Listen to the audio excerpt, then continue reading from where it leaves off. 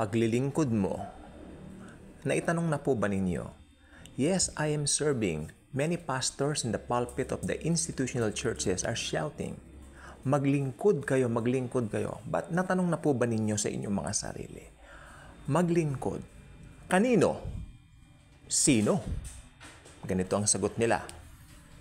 Siyempre, ang ating mga pera ay dapat mapunta sa matabang lupa. Ganito ang kanilang tricks, no?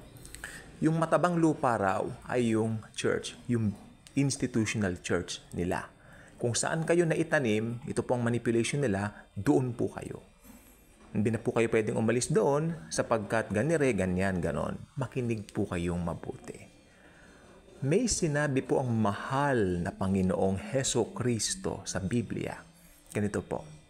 Kung kayo ay humayo, sabi ng mahal na Panginoong Heso Kristo, at ginawan kayo ng mabuti ng ibang mga tao, like for example, binigyan kayo ng tubig, binigyan kayo ng Jollibee, binigyan kayo ng pizza, Shakey's ha, take note, Shakey's. Hindi nila ginawa sa inyo yon, kundi sa akin. Yan po ang totoong paglilingkod. Kapag tayo po ay lumalabas at humahayo, nakikita natin yung mga kahabag-habag na mga tao o yung mga aba ang kalagayan at tinulungan natin, sasabihin ng Panginoong Jesus, ginawa mo yan sa akin, aking anak.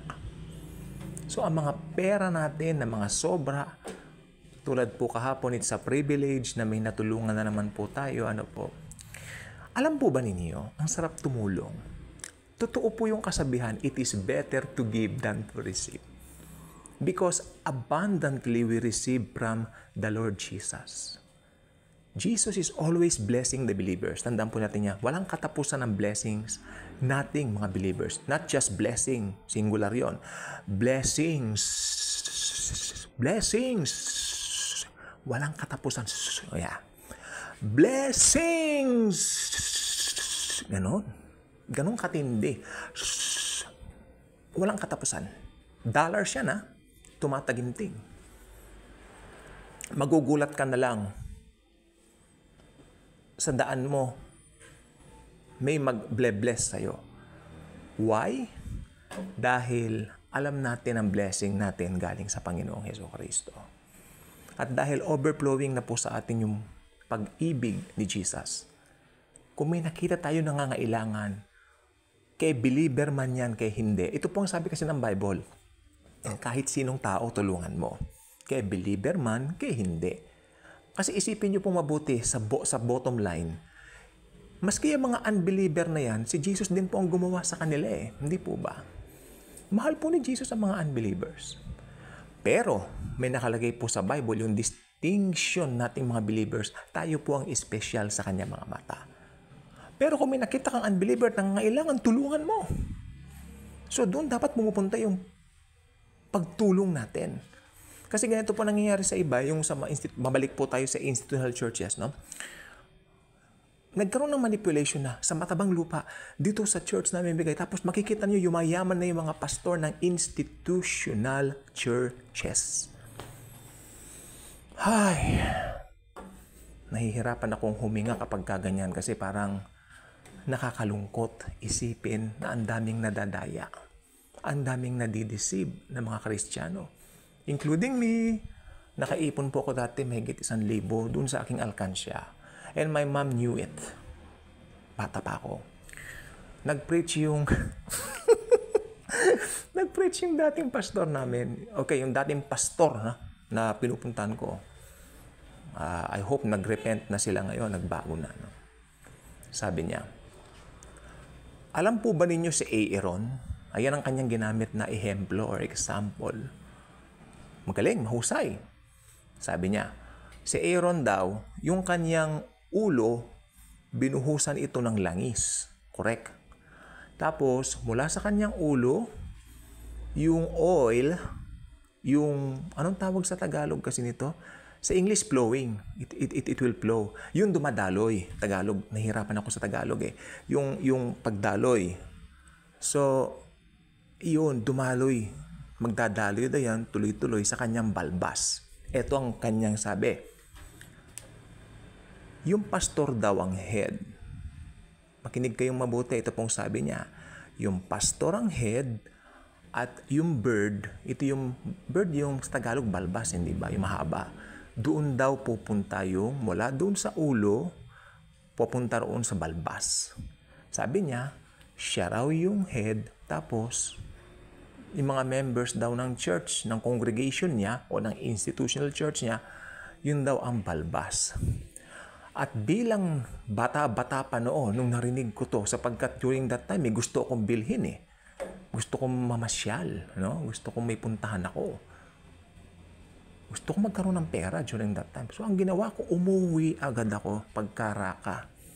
Yeah, immediately as in, grabe. My mom asked me, oh, ba't umuwi ka? Maaga pa. May kukunin lang ako. Then, nakita niya yung alkansya. Alam po niyang iniipon ko yun. Saan mo bibigay yan? Sabi niya, dun aalis pala si pastor. Pupunta sila ng sila po ay magtuturo sa Asia. Nakalimutan ko na yung country, pero marami po silang pinuntahan na country. And then, during that time, sabi niya, malaki-laki na rin yan naipon mo. Then, binilang nga, nung binigay ko dun sa pastor, binilang nila 1,000 something na. Barya-barya lang po yung mga 5 piso, ganun-ganon. Maliit na alkansya lang naman siya. And then, ayun na. Ang intention ko roon, kasi gusto kong mabless. Ayun ang nasa isip ko, gusto kong magkapera, magkadatong. Kasi may gusto kong puntahan, mamasyal. No? So, mayroon kang parang you're bartering with the Lord. Because of that. It's wrong. Alam po ninyo, nung ako po ay natuto ng katotohanan na hindi pala totoo yung mga ganon, napahiya ako sa Panginoon. Lord, pasensya na po. Tinignan ko kayo na parang nakikibarter kayo. Samantalang ang Panginoong Jesus, kahit sino ka pa, kahit ano ka, kahit anong kalagayan mo sa buhay, loves na loves ka ni Jesus. Hindi ako nakikibarter sa iyo, anak, sabi niya, sa Spirit. Never niyang gagawin yun. In fact, siya pa nga ang namatay para sa atin at bigyan tayo ng maraming blessings. Kaya, nagkamali ako na yung perang yon ay naibigay ko doon sa panluho lang nila. Then, after 1 week, nasa FB na sila, yun na. Ang sabi pa nung tumayo doon sa pulpit. Yung atin po, mahal na pastor ng kanyang asawa, right now, they are enjoying the Word of God in ganito, ganyan.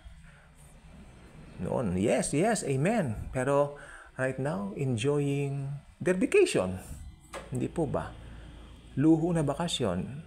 Samantalang ang dami nagugutom, sana yung 1,000 yun, binigay ko na sa mga orphans, binigay ko na sa mga nangangailangan. Kasi ako, kahit ano pa yung sister ko, nagbalik-bayan siya. Kami po ay naglalakad dito po sa may Escolta. No? Namasyal kami sa Escolta, kumain kami ng saburi. Basta may pinuntahan kami, daan kami ng Escolta.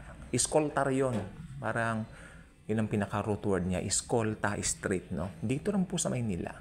And then, may nakita siya doon sa Escolta. Ang pera niya dati, 50. Kuya, pengi pang 50. Then, binigyan ko siyang 50. Binigyan niya 100 doon sa bata. Then, another thing, yung sa SM, binigyan na naman ng 100.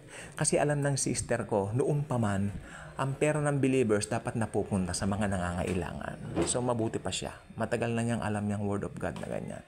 Sabi ko, ako naman nabiktima ako ng institutional church. So, I think, ang pinakamahalaga na lang dito, lumaya po ako doon. So, ngayon, mga believers, lahat tayo mga mananampalataya, dahil blessed na po tayo, we can easily give sa mga nangangailangan.